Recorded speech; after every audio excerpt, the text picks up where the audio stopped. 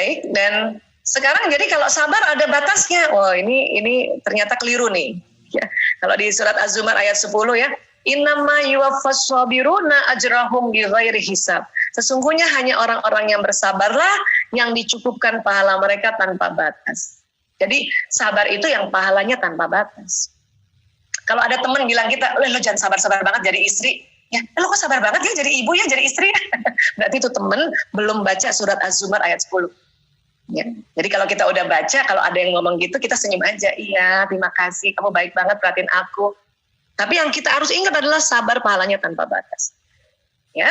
Nah, kemudian kata Profesor David Hawkins, getaran magnet energi di bawah 200 Hz, di bawah courageous tadi, menyebabkan seseorang mudah terserang penyakit.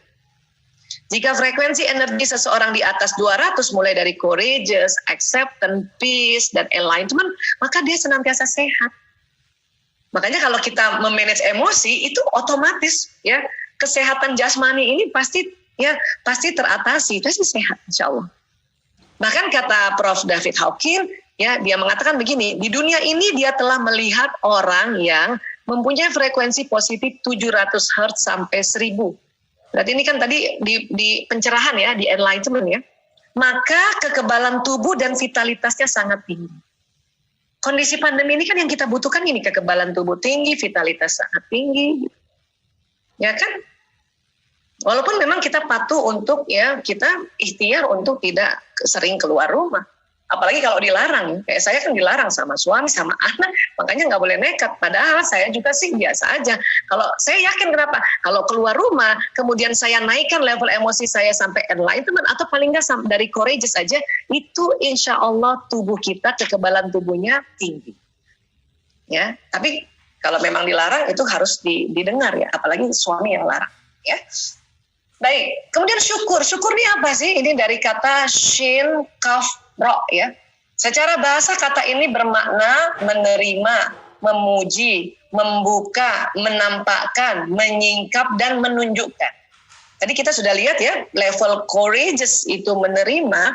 Berarti kalau level emosi kita sudah bisa angkat sampai di atasnya courageous, di acceptance ya, itu berarti kita udah syukur. Bahkan tentu ya, syukur ini tentu kita memuji, ya, tentu yang dipuji ya Allah. Langsung ya gitu ya. Kemudian membuka, menampakkan, menyingkap, dan menunjukkan ya. Jadi perasaan syukur itu gimana sih? Kalau kita supaya ada perasaan syukur itu gimana ya? Tetap pertama harus dilafazkan. Pengucapan dengan lisan, alhamdulillah, alhamdulillahirabbil alamin, alhamdulillah wa syukurillah, masya Allah, tabarakallah, itu. Jadi memang harus dilafazkan ya. Kemudian nanti pengakuan dengan kolbu. Nah, nanti kita perdalam tentang kolbu apa ya.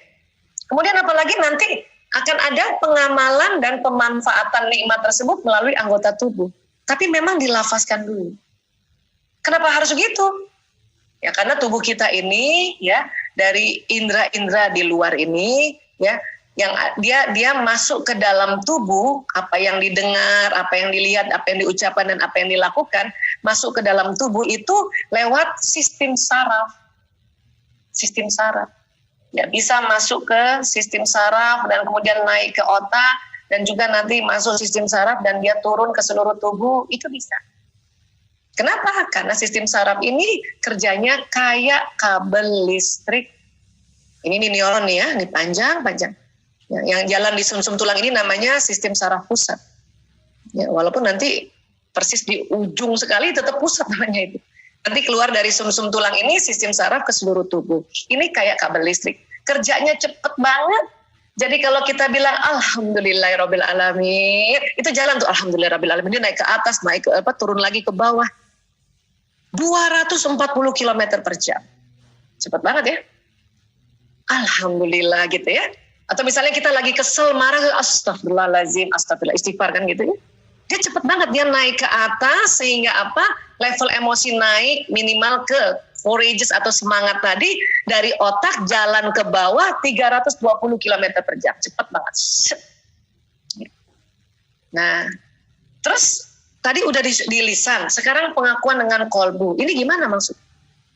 Jadi pada saat kita ucapkan hamdalah, alhamdulillah, ya Allah, alhamdulillah. Itu jalan ya? dia kan jalan nih. Nah, selain nanti dia ke otak, sistem saraf ini ya masuk ke dalam rongga dada, kemana? Jantung. Nah, sekarang ya ditemukan oleh para ilmuwan dan disepakati oleh ilmuwan dan juga para ulama yang belajar sains ya, mereka mensepakati bahwa kolbu itu jantung. Dan kemudian setelah perasaan syukur diucapkan dengan lisan, kemudian nanti ini kan masuk di dalam kolbu kita nih, pengakuan dengan kolbu, maka nanti pengamalan dan pemanfaatan nikmatnya itu melalui anggota tubuh nih. Jadi memang lisan dulu, lisan diikat kolbu, nanti kolbu ini kirim pesan ke seluruh tubuh. Kolbu ini juga ada frekuensinya juga lebih kuat dari otak malah. Dia memberi pesan pada sel-sel tubuh, ya. Tentu lewat proses kimiawi, ya. Dan juga ada sistem saraf ini, yang nanti akhirnya tubuh kita ini, ya, karena bersyukur dapat nikmat, makanya kita melakukan perilaku tertentu, gitu. Ya, dikasih sama suami, misalnya cincin, gitu ya. Kita kan bersyukur, ya alhamdulillah ya Allah dikasih cincin.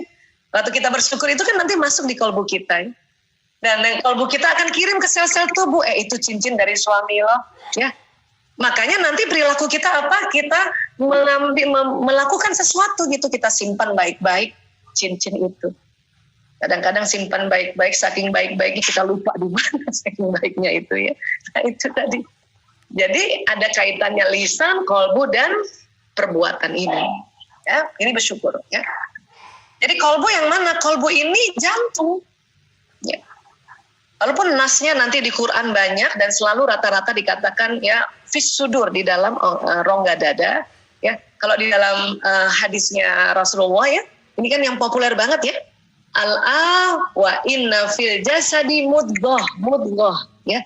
Idza salahat salahal jasadu kulluhu wa idza fasadal jasadu kulluhu wa hiya qalbu. Ya.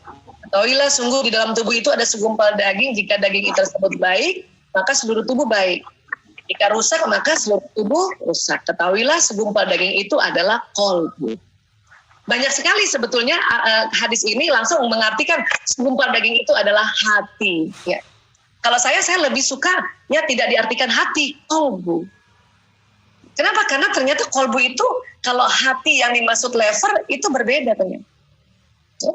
Dan kemudian kata Imam Al-Ghazali, kolbu adalah daging yang bersuhu panas, berbentuk kusam, berada di sisi sebelah kiri dada, di dalam isinya ada rongga yang berisi darah hitam sekali. Nah kalau begitu, kalau yang di rongga dada itu, ya secara anatomi itu paru-paru dan jantung. Tapi paru-paru itu di kanan kiri. Dan dia nggak segumpal daging, itu paru-paru lebar.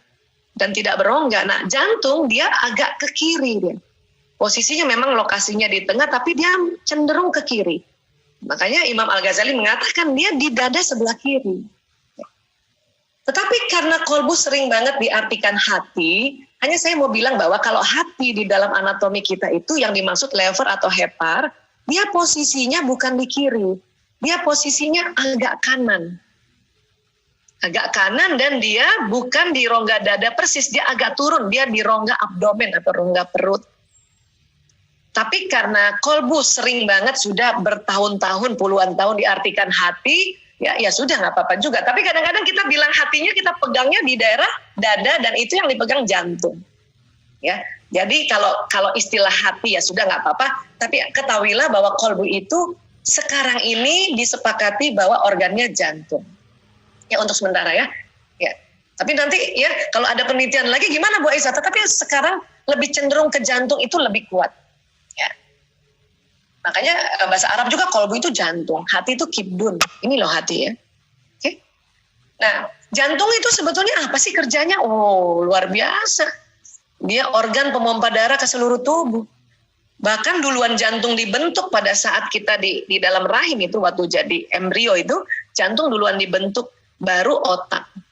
Bahkan sebelum ruh dikirimkan, ditiupkan, di hari ke-21 itu jantung udah kerja. Ya, sudah kerja. Sudah kirim darah ke seluruh tubuh. Ya.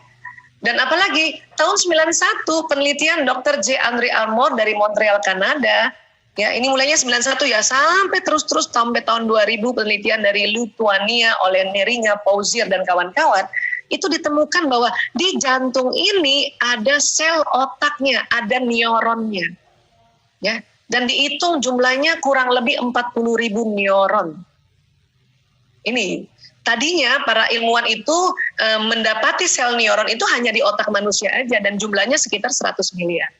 Satu neuron ini kerjanya kayak satu komputer yang tercanggih di zamannya.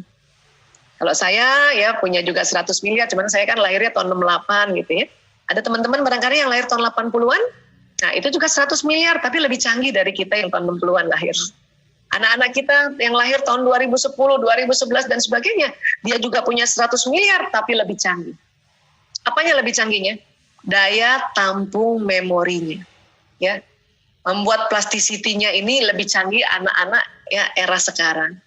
Makanya kita nggak boleh menghina era anak-anak era baru ya. Dia marah itu. Kalau dibilang generasi gallowers, generasi mecin dan sebagainya, ya, dia lebih canggih loh. Kalau komputer ini RAM-nya dia lebih banyak kalau anak-anak yang baru lahir, ya.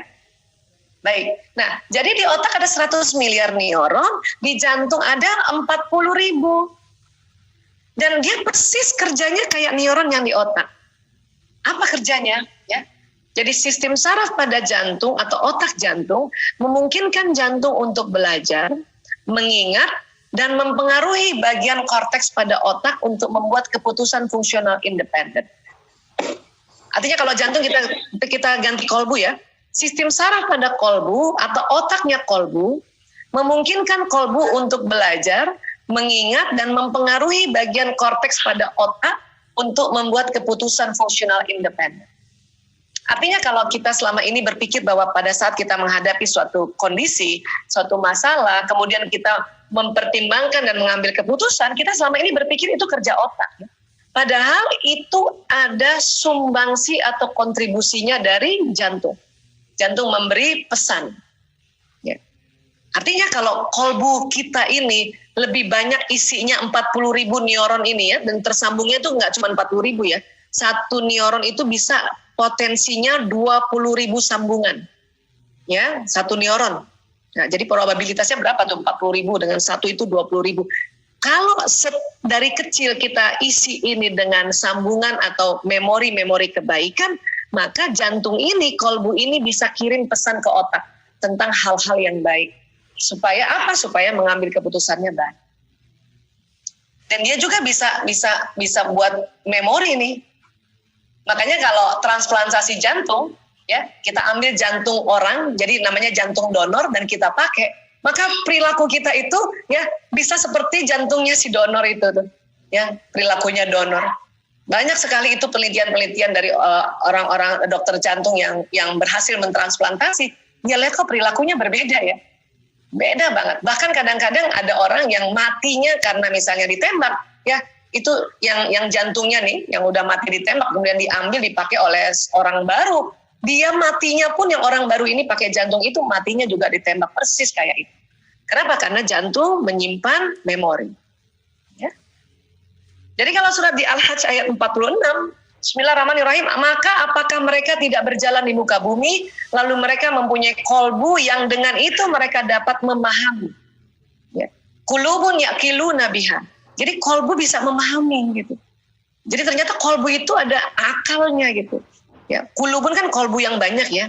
Yaqiluna, dia memahami, dia punya akal ya. Atau mempunyai telinga yang dengan itu mereka dapat mendengar, karena sesungguhnya bukanlah mata itu yang buta, tetapi yang buta ialah kolbu yang di dalam dada. Artinya kadang-kadang kalau kolbu kita ini jarang kita masukkan rasa syukur, jarang kita berzikir, jarang itu makanya kolbunya itu memorinya tentu memori-memori yang buruk ya, makanya buta dia. Ya. Nah, dan jantung ini dia itu apa ya? Ada listriknya. Selain dari neuron tadi, dari 40.000 neuron ya. Ya, jantung ini ada pacemaker-nya. Jadi dia ada listrik yang luar biasa. Ini bisa bergerak lup-dup ini. Ini keren banget loh. Ini listriknya kenceng banget dipakai. Ya. Dan ini makanya bisa diukur lah kita listrik atau frekuensi yang ada di jantung itu pakai EKG. Kalau tadi otak EEG, ya. Nah, tapi ternyata jantung mempunyai medan elektromagnetik 5.000 kali lebih besar daripada otak. Jadi otak ini sendiri tadi sebetulnya dia punya frekuensi juga. Otak juga bisa memberikan vibrasi gelombang elektromagnetik ke sekeliling. Ini otak loh. Makanya banyak sekali ilmu tentang the brain power itu ya, untuk kita mengaktifkan atau kita membuat otak ini ya, bagaimana dia sangat konsentrasi sehingga dia bisa mengirimkan pesan kepada sekeliling. Namun ternyata jantung dia 5.000 kali lebih besar daripada otak. Dan juga jantung juga nanti punya kemampuan setiap ada pesan yang masuk ke jantung itu ya dengan amplitudo yang sekitar 60 dia kirim ke sel-sel tubuh itu pesannya. Itu makanya kalau kolbunya ini buruk makanya seluruh jasad buruk karena kolbu ini bisa memberikan pesan lewat gelombang elektromagnetik ini. Tapi kalau kolbu ini diisi yang baik-baik maka jasad itu jadi baik. Ya. Masih ada kesempatan, masih banget, sampai mati masih ada kesempatan untuk isi kolbu kita yang baik-baik. Dengan apa Bu Aisyah itu tadi? Dengan dilafazkan, dengan melihat, dengan mendengar, dengan mengerjakan sesuatu yang baik-baik. Ya. Makanya ya selain dia memberi pesan kepada sel tubuh, ini juga jantung, gelombang elektromagnetiknya itu dia juga berpancar, dia bisa keluar dari tubuh kita. Ya. Ini diukur ya, paling rendah, paling pendek, ini diukur dengan magnetometer, jaraknya lebih 3 meter dari badan fisik, depan, belakang, kanan, kiri. Ya. Itu yang bisa diukur ya. Karena ada juga beberapa kondisi nggak bisa diukur karena saking magnetometernya nggak nyampe. Ya. Dan kata Dr. Rolin Maikrati bersama teman-temannya ya dari Institute of Hermat, ini kerjasama UK Saudi Arabia. Vibrasi gelombang elektromagnetik jantung dapat mengirimkan pesan kepada aktivitas otak dan jantung orang lain. Ini yang namanya kontak batin. Selama ini mungkin kita selalu bilang ya, aduh saya kontak batin ya. Saya kontak batin sama Mas Yani, saya kontak batin sama Mbak Suci di Lembang, walaupun jauh gitu. Itu karena kita mengirimkan pesan itu. Ya. Jadi kolbu kita bisa ngomong sama kolbunya orang, bisa ngomong juga sama pikirannya. Keren banget. Terutama orang yang sekitar kita ya, terutama anak, pasangan hidup. Orang-orang yang kita cintai, orang-orang yang kita sayangi. Keren banget. Dunia ini tidak pernah diam meskipun dalam keheningan selalu bergetar dalam vibrasi yang tidak tertangkap panca indera. Ya, ini quotes-nya Albert Camus, seorang sastrawan Aljazair. Kenapa? Dia rasa memang vibrasi ini, walaupun tidur vibrasinya nyala terus. Meninggal kita baru tuh vibrasi kita pergi semuanya itu ya elektromagnetik kita pergi kembali pada Allah ya.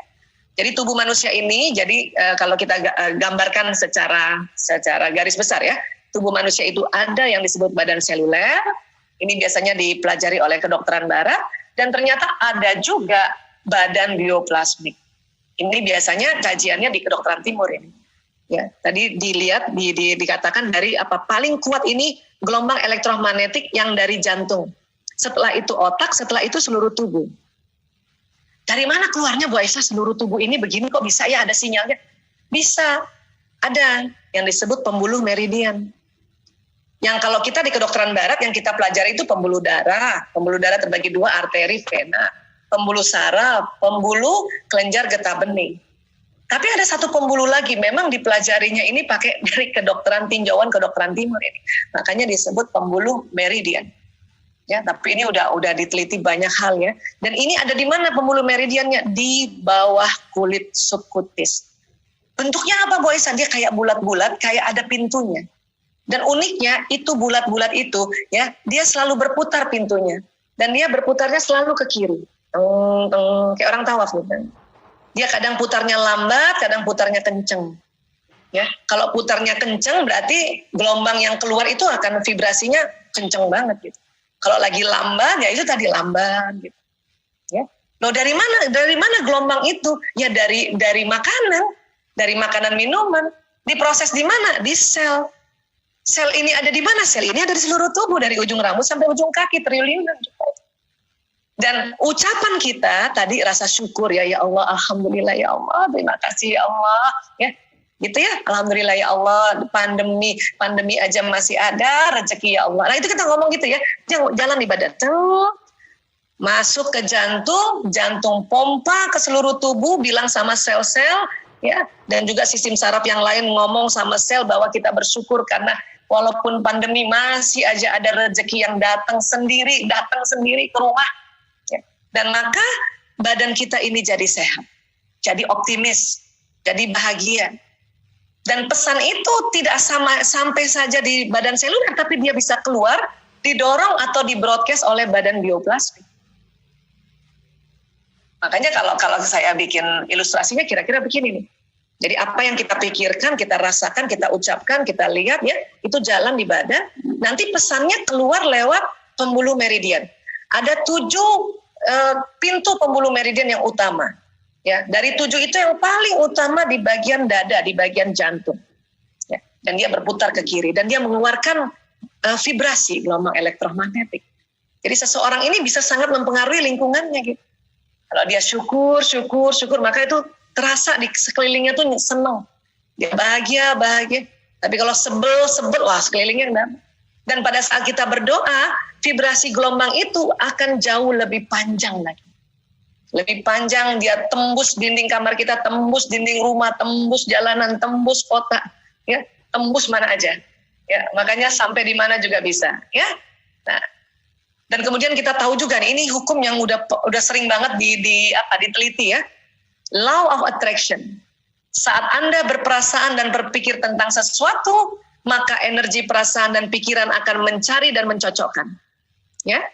Dan setelah itu apa? Dia menarik hal yang serupa yang berada di alam semesta. Yang bagaimana? Dengan apa yang Anda rasakan dan pikirkan ke dalam kehidupan Anda. Jadi artinya apa? Artinya ya, kalau kita nih, pikiran dan perasaan kita ini sudah betul-betul kita rasakan syukur tadi. Setiap apa yang ada kita syukuri, ya. Dan kemudian setiap ada sesuatu yang bikin gak enak kita bersabar. Kita naikkan level emosi sehingga kita jadi juga tetap di acceptance bersyukur, maka ya pikiran dan perasaan itu tuh keluar ke alam semesta, dia cari lagi apa yang cocok nih dengan yang sesuai apa yang dipikirkan dan rasakan. Makanya kalau kita jumpa ke teman-teman yang baik-baik ini itu karena ya pikiran dan perasaan kita itu cenderung ke hal-hal baik. Oke? Manusia adalah magnet dan setiap detil peristiwa yang dialaminya datang atas daya tarik undangannya sendiri. Ya. Saya juga dulu sering ngeluh sebelum tahu ilmu ini tahu yang tentang daya tarik ini nih, law of attraction itu tahun 2000. Nikah sejak 92 sampai 2000. Kesel aja sama suami. Apa yang terjadi? Tambah kesel. Ya, tambah jadi. Untung dulu juga sudah rajin istighfar. Hanya ya nggak tahu kalau ada law of attraction. Perasaan dan pikiran kita ternyata terproyeksi keluar, ya, dan dia ditarik. Jadi dunia itu ada 2, ada law of projection dan kemudian ada law of attraction. Ditarik lagi peristiwa yang persis kayak gitu. Makanya pada saat kita bersyukur, maka akan ditarik apa? Nikmat kembali. Ini kenapa? Karena ada bioplasmik ini keluar dari tubuh kita lewat sini nih pembuluh meridian. Dan syukur itu kan harus dilafazkan kan? Dilafazkan, kemudian juga dikuatkan di batin, ya, dia jalan ke seluruh tubuh, perilaku kita melakukan hal tersebut, dan apa yang terjadi? Terbroadcast lewat badan sistem meridian ini ke alam semesta, maka nikmat yang akan ditarik. Kebalikannya pada saat kita apa? Kufur nikmat ya. Kita ngeluh, nggak cepet-cepet move on. Apa yang ditarik? Yang ditarik apa? Azab. Ya. Itulah di surat Ibrahim ayat 7 ya. Bismillahirrahmanirrahim. Wa ista'azzanna ya rabbukum la in syakartum la azidanna wa la in kafartum inna azabi lasyadid.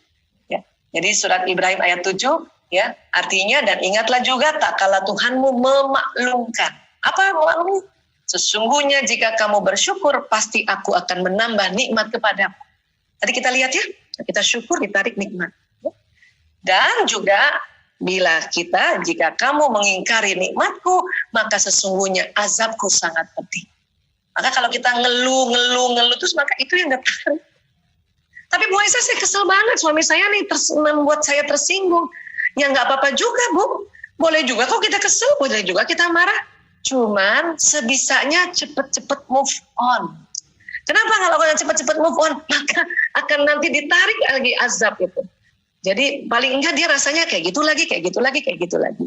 Ya, nah, jadi kira-kira seperti ini ya. Insya Allah nanti ini kita bisa sama-sama diskusi ya, Mbak Ati ya, Mas Yani dan semuanya yang ada di sini ya. Saya mohon maaf lahir batin, mudah-mudahan ini ada manfaatnya. Wabillahi taufiq wal hidayah, wallahu a'lam bishawab.